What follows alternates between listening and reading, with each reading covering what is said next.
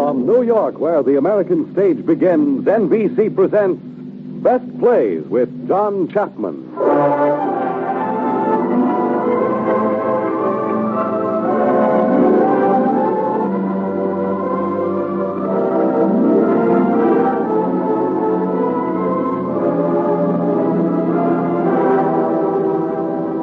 Best Plays, a series of hour-length dramas selected from the outstanding successes of the New York stage.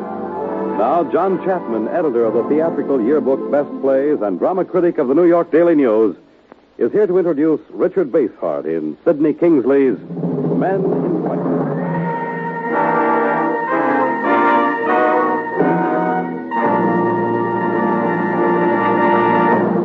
Mr. Chapman. Our play this evening is Men in White by Sidney Kingsley. And I'd go so far as to call Mr. Kingsley a distinguished dramatist.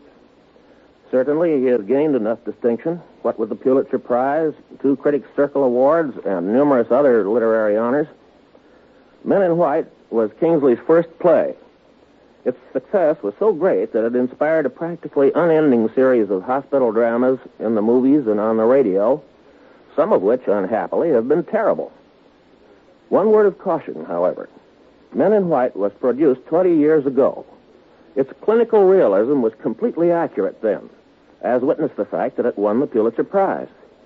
But since that time, 2 decades of rapid medical progress have taken place, and many of the things that you will hear in this drama, while true when they were written, are no longer true today.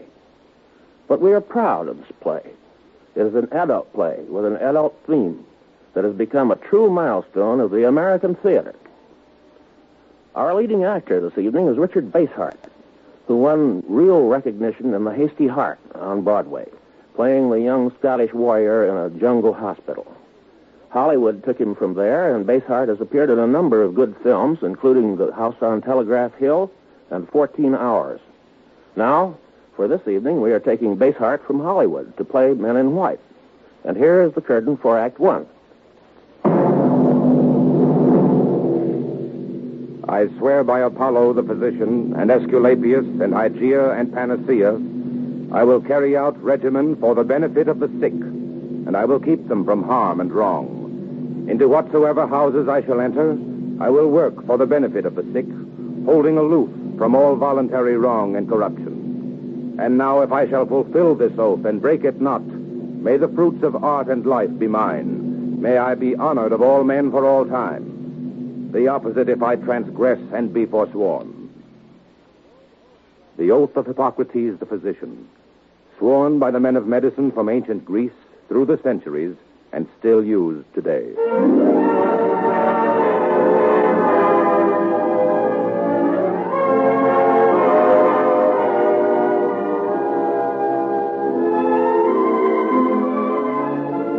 St. George's Hospital on the corner of 3rd Avenue and 24th Street. The original building of sandstone and brick was built in 1895. The new wing was added in 1905 on the death of Horace Livingston, original chairman of the Board of Trustees, who left the bulk of a fortune based on Nevada copper to St. George's in endowment. Architects' plans for an added maternity wing, tuberculosis center, and outpatient clinics gather dust in the files of the board. The year is 1933, the time of the Depression. Dr. Hopper, Dr. Vitale, Dr. Rand, Dr. Gold. The halls are crowded in St. George. During visiting hours, sad-faced relatives and anxious husbands and wives fill the lobby and press into the wards as the hands hit 2:30. Dr. Otis, The sensible heels of the nurses click on the linoleum floors. Their caps are varied. The frilly Dixie cup of the St. Luke's Nursing School, the broad white of Mount Sinai, with the white and black stripe of the St. George School predominating. Morning, Dr. Hochberg. Good morning, Miss Rand. How is that post-operative in B ward? Off critical. Good, good. The doctors pass quickly through the halls. Interns and housemen in unpressed baggy whites, a stethoscope stuffed in the back pocket.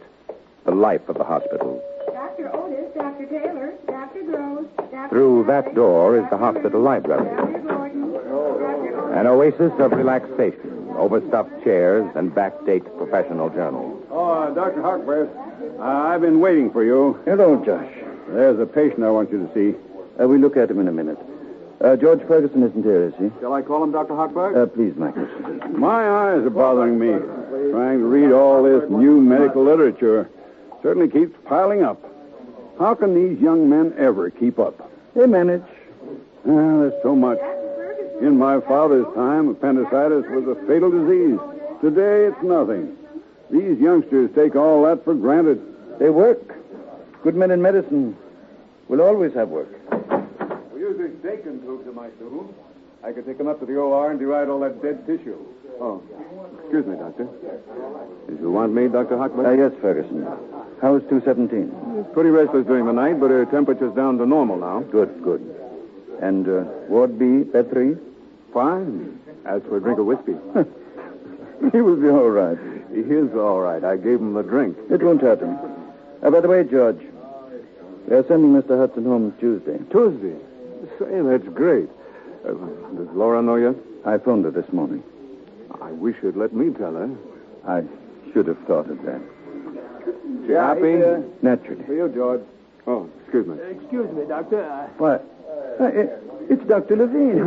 I didn't recognize you. Yes, I know. Dr. Gordon, you remember Dr. Levine? Why, of course. Where have you been, Levine? Must be 5 years. 6. 6? My. Nothing much changes in the hospital, eh? Only people, we change, we get old, break up so quickly. Well, I've got to look at that boy in 401. Glad to have seen you again, Dr. Levine. Thank you. Dr. Mason, Dr. Warnke. Well, Levine, Gordon, how are things with you? Oh, getting along, Doctor. How is Catherine? Not so well. She has a slight persistent cough. Her lungs. I've some x-rays here. George, Yes, Doctor. look at these. That shadow there, right apex? Yes, I was afraid that... Have you examined the sputum? I brought a specimen. My microscope is broken. We will look at it for you. I'll have the path lab check up on this. Serious case? My wife. Oh. Dr. Ferguson, Dr. Levine. How do you do? How do you do? I'll have the report tonight. Drop into my room, 106. 106. That's my old room. You interned here? Oh, of course. Bellevue, aren't you? He's 23. Professor Drury mentions you quite often. Oh, he still remembers me. He thinks a great deal of you. George here is one of his prize pupils, too. And does he want you to study abroad? I'm going to study on von Einzelberg in Vienna. I'm sort of combining it with a honeymoon. You'll find it hard mixing the two. I know von Eiselberg. He'll have a fight. You don't know Laura. Anyway, the real work won't start till I get back. I'm working for a year with Dr. Hochberg. And believe me, I will drive you, George, with a whip. You're lucky. I once looked forward to that. Remember, there's only one Hochberg. Every minute with him is precious. Well, you'll excuse me now. I'll have that report this evening, Dr. Levine. Thank you. Come along, Levine. Tell me everything that has happened to you. Excuse me. Sure, Doctor. Dr. Ferguson. Yes, nurse? That drink worked wonders. Bed 3 sitting up and taking notice. It's a new school of therapy. Say, Ryan, you're not looking so hot. You ought to stay home one night, get some sleep. I'm doing all right. I'll bet you are. Ryan's all right, huh? I suppose so. You got a lot of that redhead on pediatrics? I didn't notice. Well, that's the trouble with being in love. You know, I was in love once myself, but when it began to interfere with my appetite, well, no woman's worth that. Pete, did you check that little girl we operated on? Yeah, coming out of eating nicely. I was kind of worried about that pre-op, insulin. How much you give her? 40 units. 20 would have been enough. I know.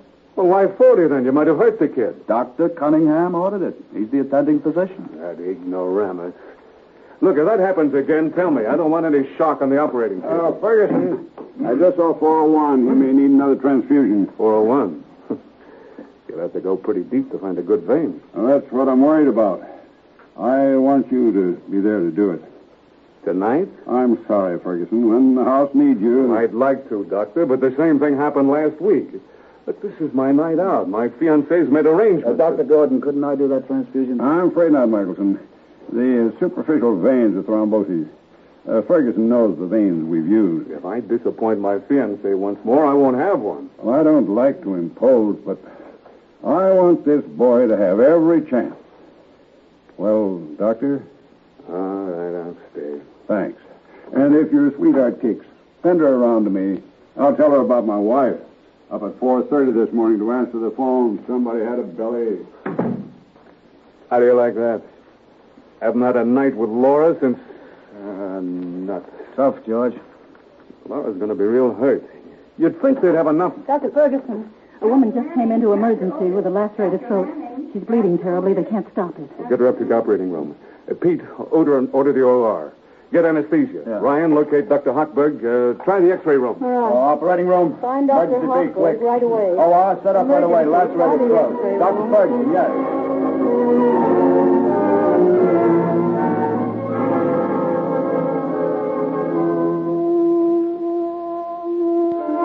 A rolling stretcher glides down the hall.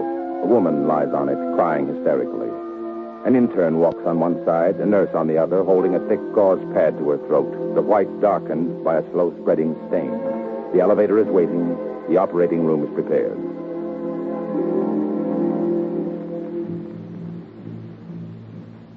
The heart of the hospital is the staff. The laboratory is the operating room. But the purse is the private pavilion. Each room tastefully decorated in an attempt to disguise the clinical facts of life. But white porcelain utensils and handles on the bed defeat the most expert decorator. Still, patient on this floor can try to imagine himself in a luxury hotel or in his office. Hello, Mooney. It's on that 3rd Street property. Set up those dummy corporations. I'll call Allen and have him put the papers in the works. Mr. Hudson. A minute. You got it straight now? All right, take it with me later. Business running all right, Mr. Hudson? Falling apart without me. Enjoying that cigar? Now listen, Whitman's sending me home Tuesday. I am no invalid. What harm is one cigar going to do me? Just that. You'd better sit down. I'm all right. I know. You'd better sit down. Whitman is the best cardiac man in the country. But he cannot give you a new heart. Are you such a fool? What you done now, Hockey? Nora. Hello, honey. How's my dad today? Nora, can't you do anything with him? Why, smoking again? Yes. Oh, Dad. Oh, don't worry about me. Well, how was Doris's party last night? Noisy. Too bad George couldn't make it. Where is that boy, Hockey? Upstairs, busy. I haven't had a real kiss in 3 days. Can I get him on the phone? He will be down soon. I want to see him. He's in the operating room. They make a slave out of that boy. And he doesn't get a dime. I can't see it. He is not here for money. He is here to learn. If he wanted to make money, he would not have chosen medicine in the first place. You know, when he comes with me, his pay is going to be $20 a week. There's a chance to work. 16, 18 hours a day. For $20 a week? Yes. George is a fine boy with great promise. The next 5 years are crucial in that boy's life. They're going to tell whether he becomes an important man or not. George is an important man right now, Hockey. To me. Yes, to you. Well, don't I count? Of course you do, dear. Of course you do. Dr. Hochberg, Oh. George. Hello, darling. George, my secretary is taking care of the wedding invitations. Better get your list to her. I still can't believe it's happening. Vienna's going to be lots of fun. Wait till you've seen the Prater. It's like Coney Island with a lift, and the whole place tinkling with music. When I was with von Eisselberg in Vienna, his students spent all their time working. That is what George's Vienna is going to be, Laura. Don't you listen to that old fogey. You kids enjoy yourself. Hochberg, wheel me out to the sun deck. Since when are you so interested in heliotherapy? Hockey. All right. Let's go, John. I'll call you when I want you.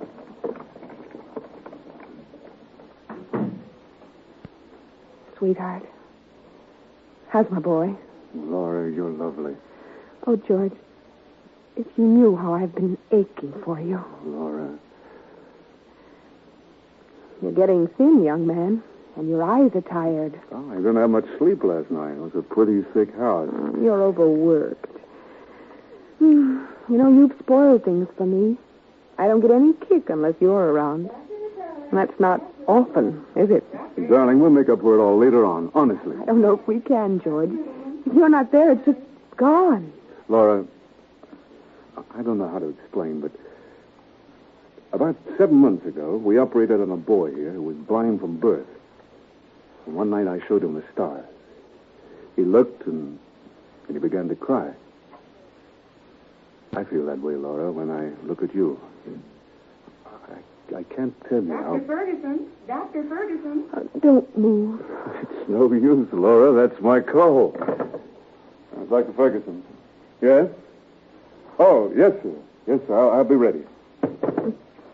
All right, go on. Go to work. I won't be needed for a half hour yet. Well, I have to go get my hair done for tonight. Laura, dear. And what a night we're going to have. All by ourselves. We can take the car. And Laura, you won't be upset, will you? Why? I can't make it tonight. I've got to stay in. Oh, George, again? I tried to duck out, but there's a transfusion I have to do. Well, I'll wait. You better not. It depends on the patient. I've just got to be around and ready. Well, George, it isn't fair. I don't mind so much for myself. Oh, well, I do. Oh, George, what's our life going to be like? I could strangle Gordon. Michelson could have done that transfusion. George, I know this is important to you, but when we get back, let's arrange our lives like human beings. You can open up an office and have regular hours. If I work with Hochberg, darling, I won't have the time to practice. Well, that's just it. I'll never see you. But, Laura, I've plugged all my life just hoping that someday a man like Hochberg... George, I couldn't go on this way. I'd rather break off now and try to forget you. Laura, don't ever say a thing like that. Oh, listen, darling. Dr. Ferguson. Dr. Ferguson. They're calling you. I know. Laura. Dr. Ferguson. Dr. Ferguson. Dr. Ferguson. Yes? Who? South 218. Well, call Dr. Cunningham. It's his case. When? Well, what's the temperature? The pulse? Is she pale, perspiring? Did she ask for food before she became unconscious? No more insulin. Absolutely. I'll be right down. I have to go now, Laura. Please, don't worry. George. Laura, things will straighten out. No, they won't. I'll see you tomorrow night. We have to come to some decision. Laura, please. I mean it, absolutely. All right.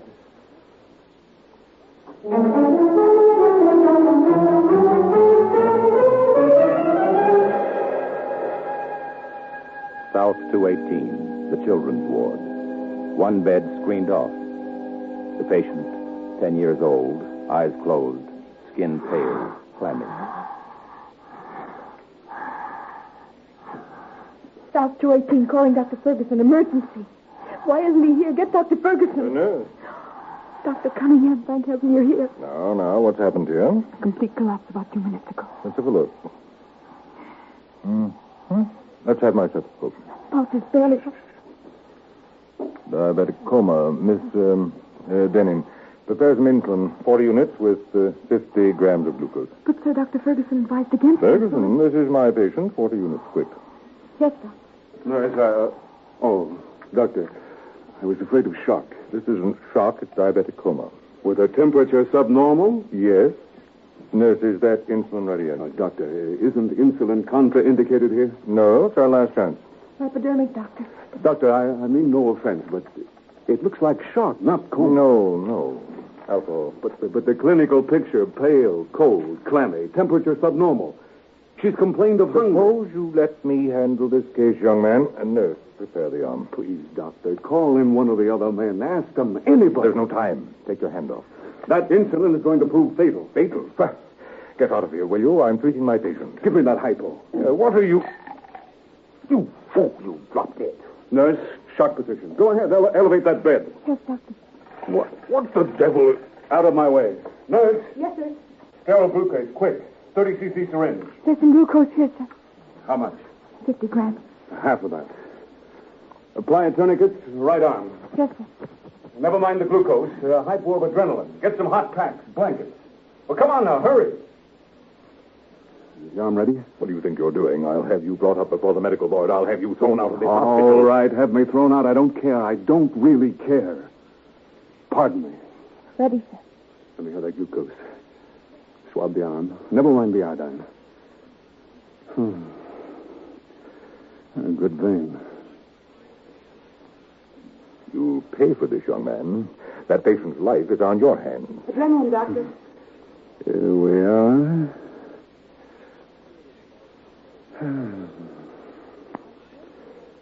That's about all we can do. You report downstairs at once. What's it?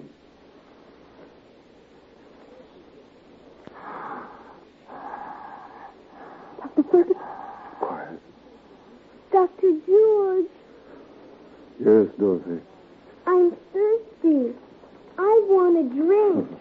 You bet, sweetheart. Water.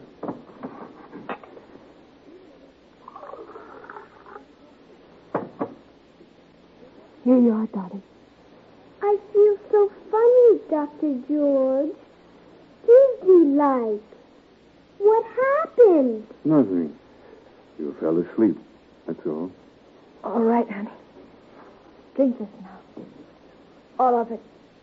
Okay. I ought to report you, of course, meddling young puppy, but under the circumstances, I guess I can be lenient this time. But if you ever dare interfere in one of my cases again, order a blood sugar. If there are any new developments, phone my secretary at once. Yes, sir. Well, she's all right now. I can go. Yes, sir.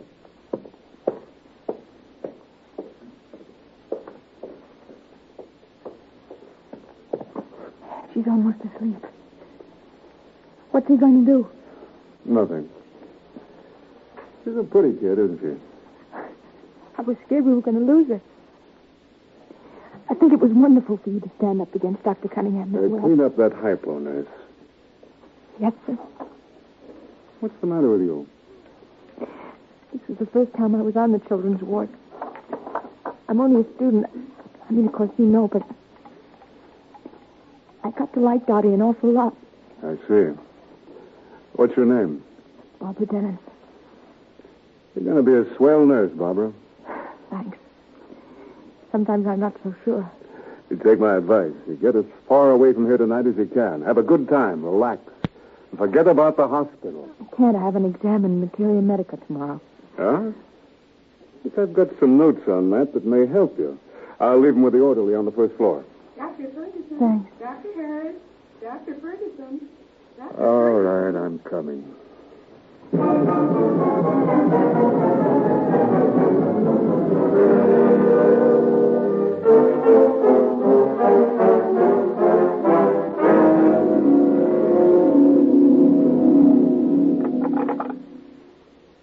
Outside wire. Atwater 90032. Hello. Hello, Laura? How are you, dear? You feeling better? Well, look, I can make it tonight after all. The patient, well, they won't need me.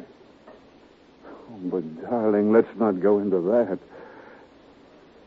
But listen, Laura, the chance to work with Hochberg is one of the best breaks I've ever had. You don't expect me to throw it over at a moment's notice because you have some crazy idea.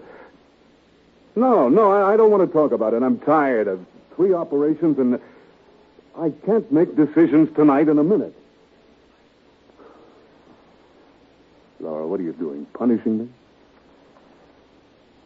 All right, I'll see you tomorrow night. Goodbye. I'm sorry if I... Oh, Dr. Levine, come in. Well, it hasn't changed. The room, I mean. Like yesterday. That report... I just called about it. It's coming down. Poor Catherine. She's had so much. Things were different when I was here. Levine, that fool, they said he had a chance to work with Hochberg, and he turned it down for a pretty girl. Poor Catherine. It's tough for doctors these days. Look at me. 50 cents a patient. Tenements. Why do we kill ourselves for it? Well, my dad used to say, above all, humanity. He was a fine man. Small-town physician upstate. When I was about 13, he came to my room one night and apologized because he was going to die. His heart had gone bad on him. He knew if he gave up medicine and took it easy, he could live for 20 years, but he wouldn't. Above all else, humanity. Not good, too much suffering. Killed something in you. A doctor shouldn't have to worry about money. That's one disease he's not trained to fight. It either corrupts him or it destroys him. We can't let outside things or people interfere with us. We can't. Even if we have to tear out our hearts to do it. Sorry, it's something personal. Yes? Finn sent this down from pathology. Oh, thanks, Pete. Oh, this is it, all right. Oh. What? What is it? It's been checked. I knew it. I knew. Tuberculosis. Poor Catherine. Sit down, Doctor. She'll come through. Maybe. Maybe. That means giving up what little practice I have and starting all over again. I don't know if we can do it. We're not young any longer. I don't know. Well, got to go. Is there anything I can do? No, thanks. Thanks. Hey, George, you free? Boy, what a roast beef sandwich. I just had at Fleisch's. Got a toothpick? Oh, never mind. Hey, you know that Miss Simpson in X-ray? She was down, all dressed up in street clothes. I never seen her without that lab coat. Man, what she's hiding. Ah. Hey, Pete, I want to do some reading. Will you get out of here? Oh, sure. Sorry.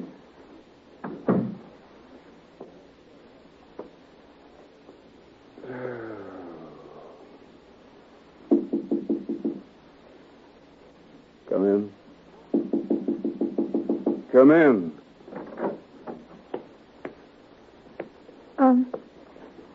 I came down for those notes. Oh. I forgot to read them, didn't I?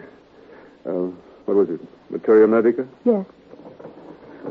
Have them here someplace. Suppose I oughtn't to have come in. The pathology, histology. I hope nobody saw me. Materia Medica, here. Here you are. Thanks. I hope they help you. Is there anything wrong? No. Oh. Well, I'd better... Thanks. Oh, What is it? head nurse outside. Wait here. She'll be gone in a minute. Sit down. Thanks. You know, if Dr. Cunningham said anything, I'd go right down and tell him the whole truth. It's not Cunningham. What is it, then? Something's wrong. You work very hard, don't you? Work? Sure. What else is there but work? I'm sorry. Here. Let's see there's nothing. If you memorize this outline, you've got it all... You know, when I thought Dottie was going to die, I got the feeling like... I can't put it into words. No. I know that feeling. You too? And me too, up to here, Barbara. I'm tired of work and blood and sweat and pain. That man in 341 is dead. Levine's wife is going to die. You begin to wonder what it's all about. Does it make any difference? Get so lonely. And you feel tomorrow it's me. The only thing that matters is being alive now, isn't it? You students have a pretty tough time of it, don't you? Grind all day, lights out at 10 o'clock. One night out till 12:30. I haven't taken mine in 2 months. There's just nobody... You're a very sweet girl, Barbara. I'm sorry. This page covers the whole field. The diagrams over here and the... Look, please don't feel that I just... No. Oh, no. Thanks. I'm going up to Ward C and look around for 3 seconds, sir. You better go now before I get back.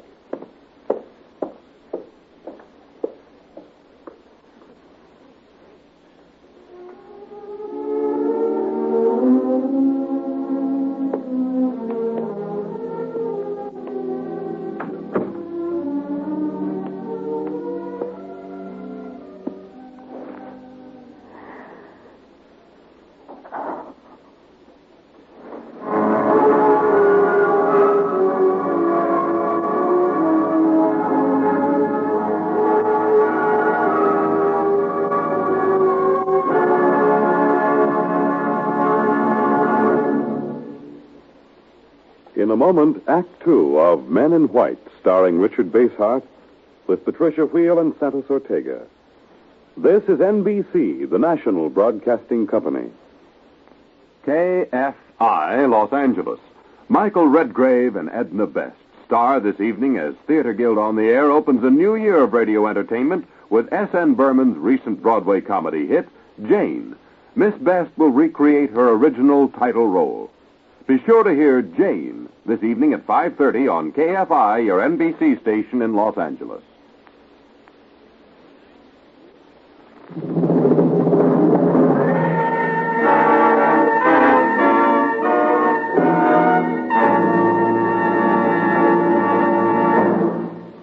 Now, Act Two of the Best Plays production of Men in White, starring Richard Basehart as Dr. Ferguson, with Patricia Wheel as Laura, and Santos Ortega as Dr. Hochberg. Here again is John Chapman.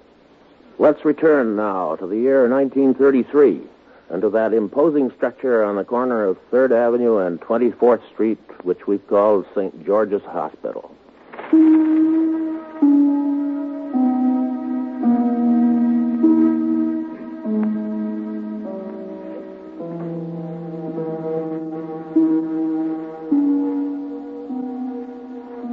The rise and fall of the temperature and the pulse rate are not the only mathematics at St. George's Hospital. 28,000, 19,000, 35,500. St. George's is governed by the Joint Committee, representing the Lay Board and the Medical Board.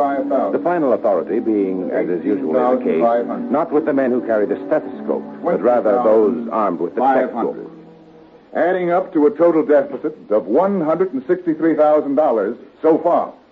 You'll have to cut expenses, doctors. Oh, but we have cut to the bone already. Interns are allowed only 2 outside telephone calls a month.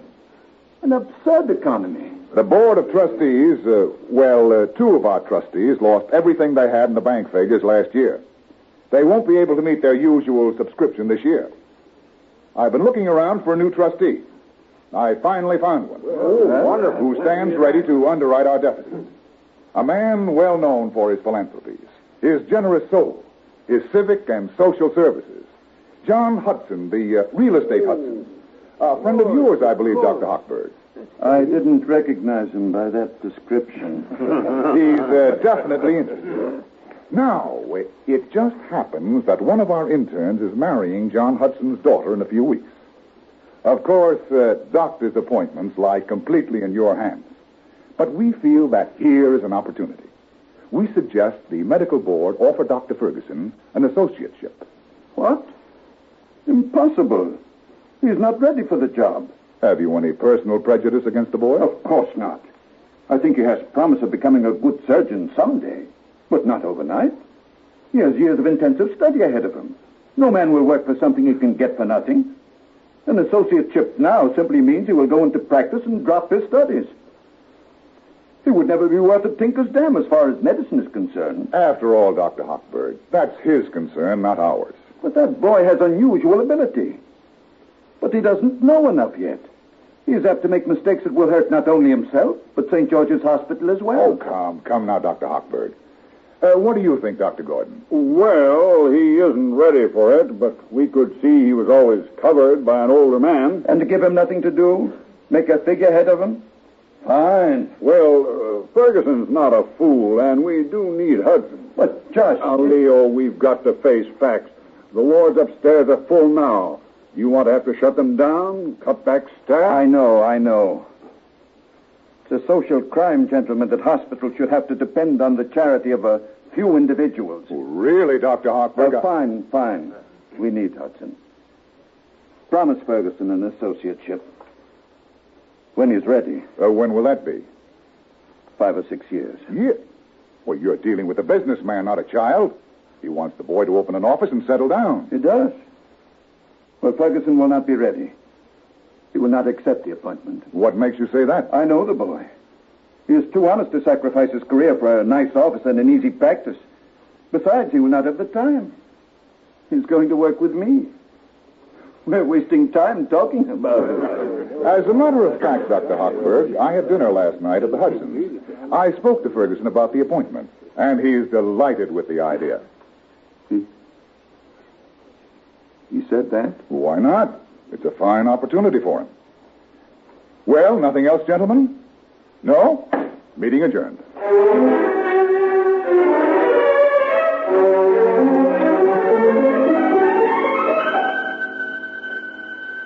Dr. Rim, Dr. McCabe, Dr. Otis, Dr. Bradley. Wow. The prospective bridegroom. How was it, George? Oh, horrible. Any calls for me? Quite a few. Am I allowed in here? It's only the library. How was the wedding rehearsal? I'll take spinal anesthesia first. You better phone in. Cunningham's looking for you. What'd you do, kick his mother? Oh, what's the difference? 4 more days and I'm an ex-intern. Can I smoke in here? Sure. See you later, George. Miss Hudson? You look very high today, George. I worried last night when Mr. Houghton spoke to you about the appointment. I was afraid you might change your mind. Not a chance. I just wanted to talk to Dr. Hochberg first. Why are you so afraid of hockey? I'm warning you. If you think you can sneak back with him when we come home from Vienna, I'll just drop right out of the picture. He'll probably find someone else. Of course he will. Isn't a man I know wouldn't give his right eye for a chance to work with Dr. Hochberg. Somebody called me? Oh, hi, Hockey. Hello, Laura. That accident case this morning, Ferguson. You gave him a shot of tetanus antitoxin? Michelson took care of it. Where have you been since 12 o'clock? Michelson covered for me. 2 hours? But your record is clean, only a few more days. George, I heard something this morning. You want to accomplish something in medicine, don't you? Still? Certainly. Laura, you love George, don't you? You know I do. You want to help him, but not this way. That appointment, George, you will not be ready for it. After a year with von Eiselberg, I thought... 1 year? After all, George has worked so terribly hard till now, Hockey. It's going to make things easier. There are no easy roads in medicine. But if he goes into practice, we'll have some time for ourselves, Hockey. Time? How? There are only 24 hours in a day. He's working with me, and if... Where is he?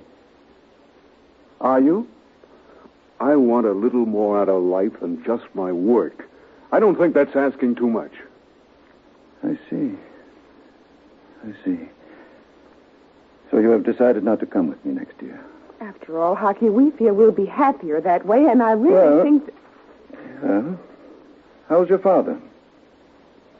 Still smokes, I suppose? Not when I'm around. But you know, Dad, he usually has his way. Yes. You better get dressed, George.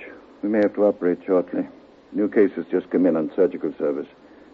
One of our own nurses, what is her name? That nice little girl up in pediatrics. Yes, Denon, Barbara Denon. You remember? Oh, yes, I remember her. Excellent nurse. Poor child.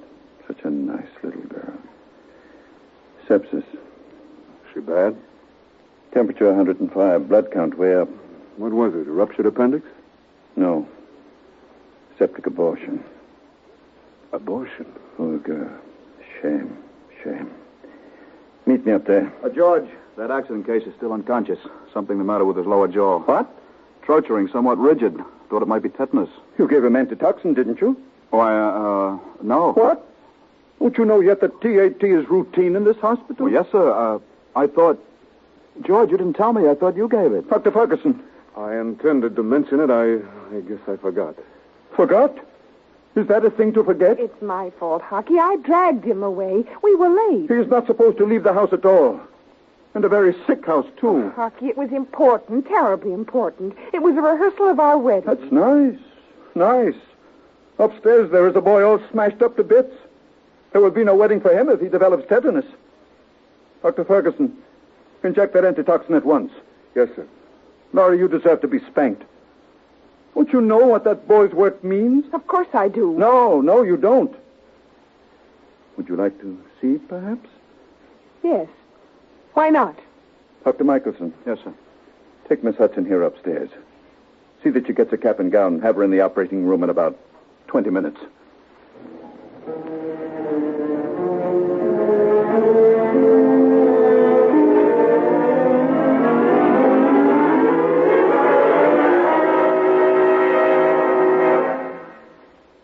How is she? Not so good. The temperature? 106. Delirious? She was before. She kept calling for you. For me? Yeah. Aggie, get these towels to 401. You better not go in, Doctor. Dr. Hochberg's in there. She's quiet now. If you went in, she might start talking again. I never dreamed this would happen. Well, men don't, usually. Well, why didn't she come to me? Why didn't she tell me? I guess that was my fault. I told her you were in love with someone else and she ought to keep away from you. I didn't know then she'd already got me.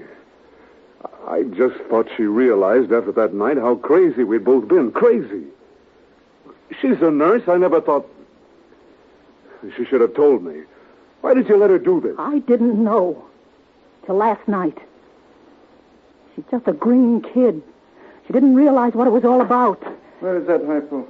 In a second, Doctor. Miss Ryan, is this Miss Denon a friend of yours? Yeah, in a way. Well, she's a mighty sick girl. You'd better notify her relatives. There aren't any that'd be interested. No? Her friends? She hasn't got anybody.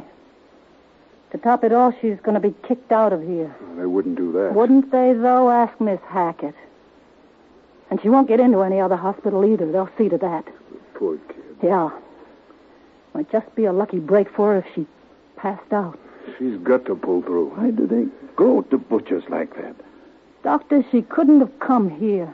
No, she couldn't. What are your findings, Doctor? Sepsis. Better order the operating room at once. Hysterectomy. But if we put her in Fowler's position... No, the infection is localized.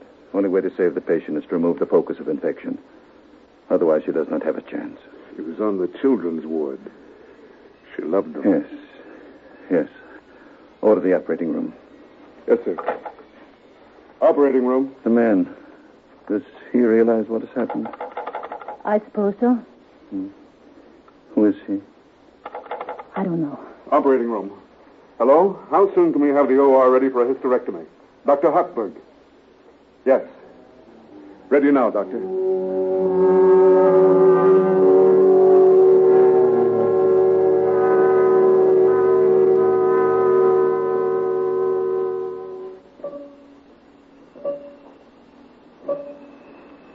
The operating room. Sharp, white, gleaming cleanliness. The corners rounded to prevent accumulation of dust. To one side, the sterilizing room.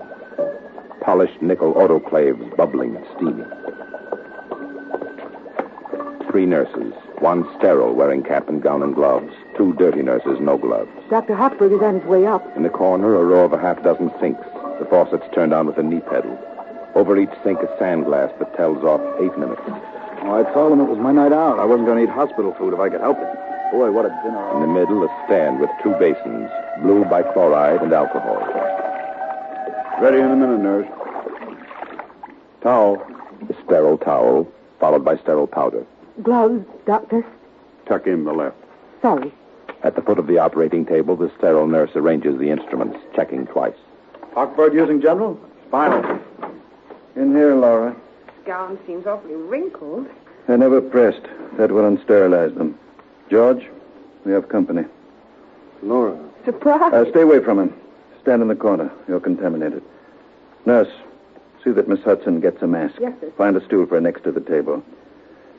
I do not want her to miss anything. Thanks, Hockey. Don't mention it, Laura.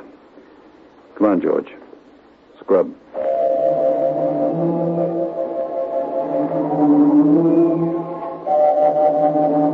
The same routine. Soap and water, bichloride, alcohol, sterile towel, sterile powder, gown, gloves, mask. Orderly, bring the patient in.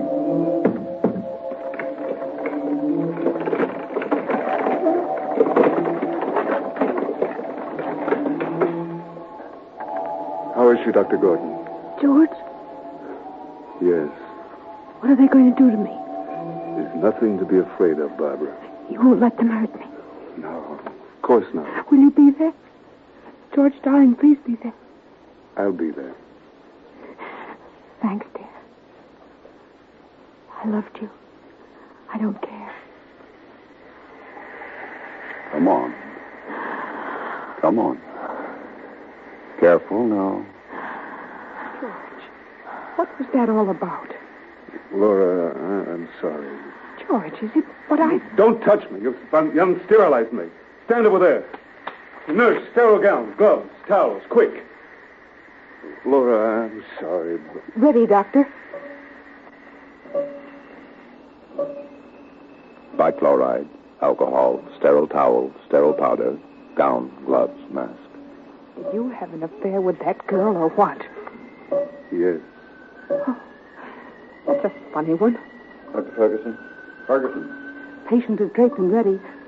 Doctor. All right, I'm coming.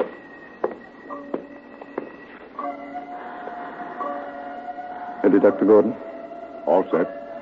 Michelson, pulse, respiration steady. Ready, Dr. Ferguson? Ready. Scalpel. Scalpel.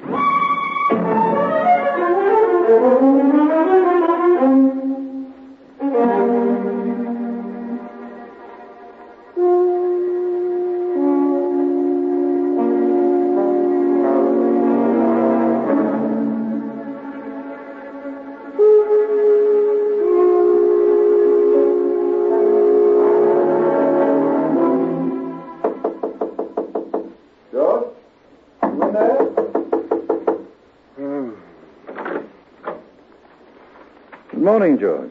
Oh, good morning. What time is it? 9 o'clock.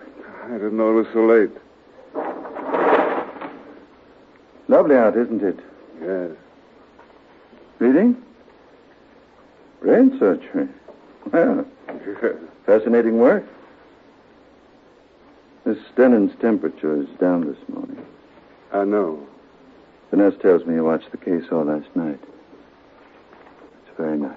Dr. Hartberg, there's something I've got to tell you. I know. Gordon told me. Great field, brain surgery, for young men. You must think it was pretty low of me. George. I didn't know anything about it until yesterday. I wouldn't have let her. I swear I wouldn't have. It's a bad job. That poor kid. I ought to be shot. Did you force her to have an affair with you? Or did you come to you of her own free will? That has nothing to do with it. That has everything to do with it. Dr. Hartberg, you don't know what she's up against. But I do know. But it's not as though she was just a tramp. She's a fine, sensitive girl, and what a mess I've gotten her into. She can't bear any children. Thrown out of the hospital, nowhere to go, no one to turn to. What's she going to do? Don't worry. We'll find something for her. Just giving her a job isn't going to help her much. There's only one decent thing. I'm going to marry her if she'll have me. George, stop talking like an idiot. Pull yourself together. What about Laura? She's through with me, Dr. Hartberg. She knows? She won't even answer the phone. It is too bad. Yet you know, George, in a way, that is not the worst that could have happened to you. No, don't say that. You have your work. I'm going to marry that girl. What for? I've got to take care of her, don't I? How? I'm going into practice. George, mid-Victorian idealism won't solve this problem. The girl is human, isn't she? She needs If you think you can provide for both of you just starting practice, then you just don't know. I'll manage somehow. Remember Levine? I had a letter from him yesterday. Colorado. He's trying to build up a practice. Dr. Hoffberg, Dr. Jenny. They're starting, George. Dr. Hoffberg. He begs me to lend him $20. At least Levine loved this Catherine. You don't love this girl. It was an accident, and for that you want to ruin yourself. Fill yourself with bitterness. Live day and night with a woman who will grow to despise you. I've thought of Dr. that. Hoffberg, Dr. Hoffberg. Excuse me. Dr. Hochberg. Yes, hello? Oh. Wait for me down. No. Come up here, room 106. Ask the orderly. I'll wait. Is that Laura? Yes. I can't see her now. I can't talk to her. She's so full of fun and life and all the things I've missed for so many years. I kidded myself into thinking I could have that. I kidded myself out of the chance of working with you. You still want her, you can. I'm going into practice, I told you. I warn you, George. You will be sorry. You'll be through, finished. All right, then I am. Why not? What good's a profession that can't give you bread and butter after you've sweated out 10 years of your life on it? Who needs medicine? I'll find a job at something else. I'll always make a living. Hello, Hockey. Come in, Laura. I just wanted to see you a minute. Alone. Sit down, Laura. Well, you thanked me, all right. I'm washed up with the whole business. I'm sorry you feel so bitter about it, Laura. How did you expect me to feel? I think it was a pretty rotten trick. Stop it, Laura. He had no time for me. He was too busy for me. But he did find time to... That's what hurts, Hockey. It hurts like the devil. Dr. Hochberg, Dr. Hochberg. I don't care anymore. I don't. That's fine. Then it doesn't make any difference to you that he is throwing his life away. Dr. Hochberg, he's going to marry her, Laura. No. Dr. Hochberg, please. And go into practice and starve and give up his studies. And maybe get out of medicine altogether. The thing he's meant for and worked so... What? Prepare a hypo of caffeine and adrenaline. Long needle. You want me? No. Stay here. You love her, don't you? I love you, Laura. Yes, I'm sure you do. I don't care whether you believe it or not. Let go. Let go of my arm. If you cared for me, how could you do that? I don't know myself, Laura. Everything had gone wrong that day. 6 long operations and a battle with Cunningham. I lost a patient. Things sort of kept piling up until I thought I'd bust. This kid came to my room with some notes. She was sympathetic and lonely herself, But after that, I didn't see her around. I just sort of forgot about it. I thought it didn't mean anything to her either. But it did, Laura. Now she's up against it. If we'd meant anything at all to each other, you'd have come to me. We quarreled that night. You wouldn't even go out with me. It was that night. Yes. Oh. I didn't want to give up working with Hockey, and I didn't want to give you up. I was fighting you and... Through her? Yes. And you say you loved me? If I hadn't, I'd have called it quits there, Laura. I'd have gone to Vienna, and that's where I was planning to go before I met you. Why don't you? Go on. Go on and do it. But you're not. You're going to marry a girl you say you don't care for. Well, all right, make your beautiful gestures. You think you're being brave and strong, I suppose. But you're not. You're a coward. It's the easiest way out. Because you're afraid people will say things about you. You have no backbone. I had no backbone when I let myself be talked out of a chance to work with Hockey. But right now, I have no choice. I'm doing it because that girl's life is smashed and I'm responsible. And I want to try to help her pick up the pieces and put them back together again. Laura, don't. I knew how you felt about Hockey, and I shouldn't have insisted. I've been so selfish. But it was only because I loved you so much. I still do. I can't help it, George. What is it, Dr. Hochberg? Miss Denon died. What? Oh, no. A few minutes ago. Embolism.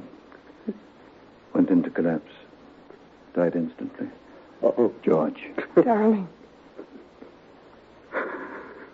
Only a few hours ago, she was pleading with me for a chance to live. Stop it, George. Stop torturing yourself. These things happen. Couldn't you do anything, Dr. Hochberg? I tried everything. Caffeine intravenously, adrenaline directly into the heart. Useless. A little blood clot in the lung. And we're helpless. 40 years I've spent in medicine. And I couldn't help her. Well, then what's the use? What good is it all? Why go on? It takes everything from you, but when you need it most, it leaves you helpless. We don't know anything. We're only guessing. I would not say that, George. We have done some work on embolism, getting some results. Maybe someday, George... Someday? There's not a man in medicine who has not said what you've said. We are groping. We are guessing. But at least our guesses today are closer than they were 20 years ago. That is what we are here for. There's so much to be done, so little time in which to do it. That one life is never long enough. It's not easy for any of us. But in the end, our reward is something richer than simply living.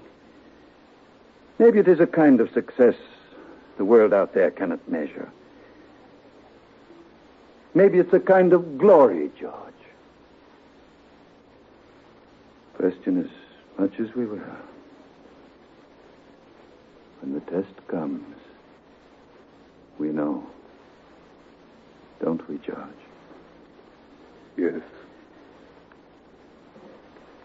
We'll reduce that fracture at 10. Schedule the appendix at 3.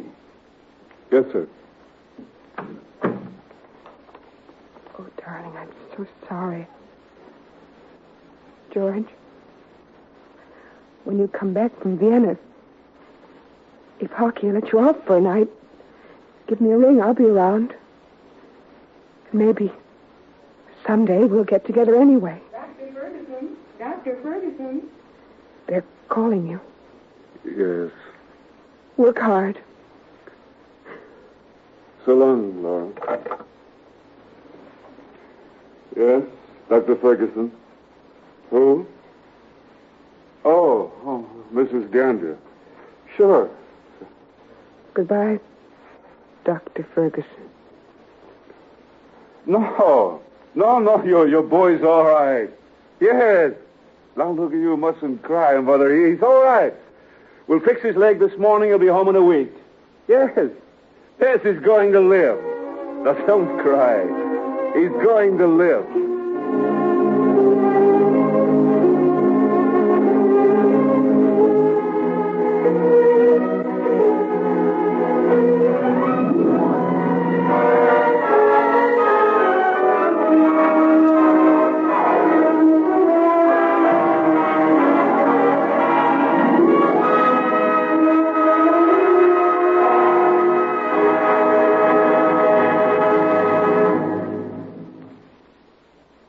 You have just heard the Best Plays production of Men in White by Sidney Kingsley, starring Richard Basehart as Dr. Ferguson, with Patricia Wheel as Laura, and Santos Ortega as Dr. Hochberg.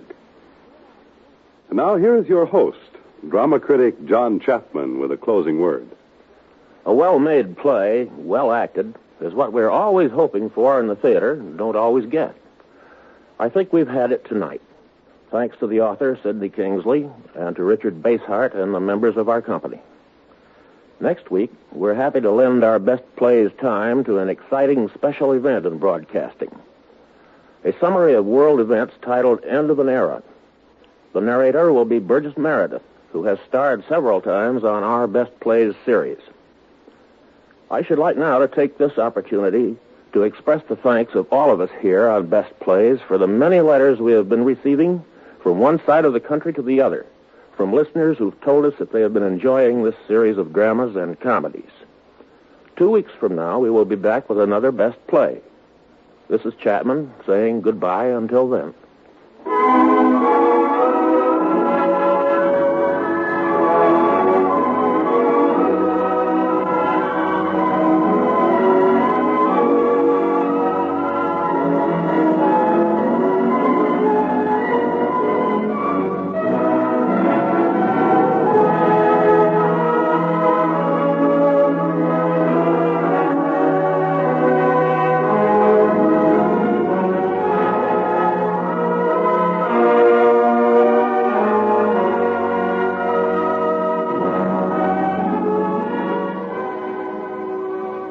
Men in White by Sidney Kingsley was adapted for radio by Ernest Kenoy.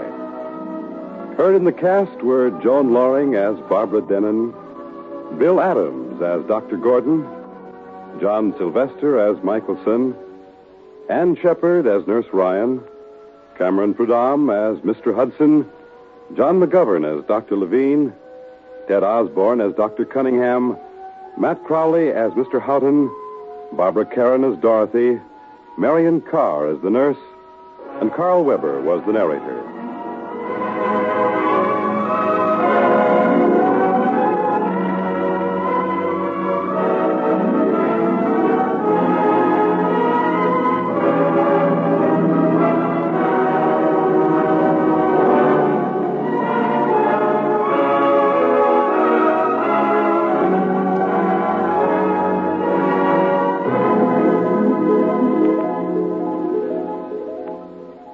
Best Plays is an NBC production supervised by William Welch and directed by Edward King.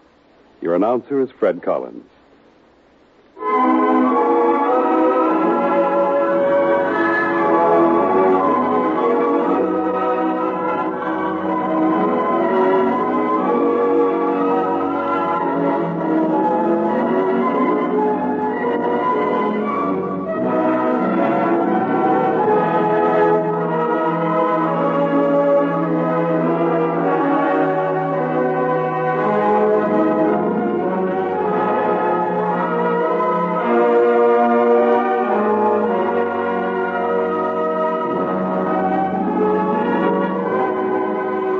Once again, we would like to remind our listeners that Best Plays will not be heard next week, but 2 weeks from tonight.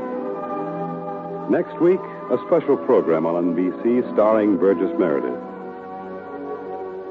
We would at this time like to take the opportunity to ask those of you listeners who enjoy our Best Plays productions here on NBC to go to your local bookstore and buy Mr. John Chapman's Best Plays books, published by Dodd Mead and Company.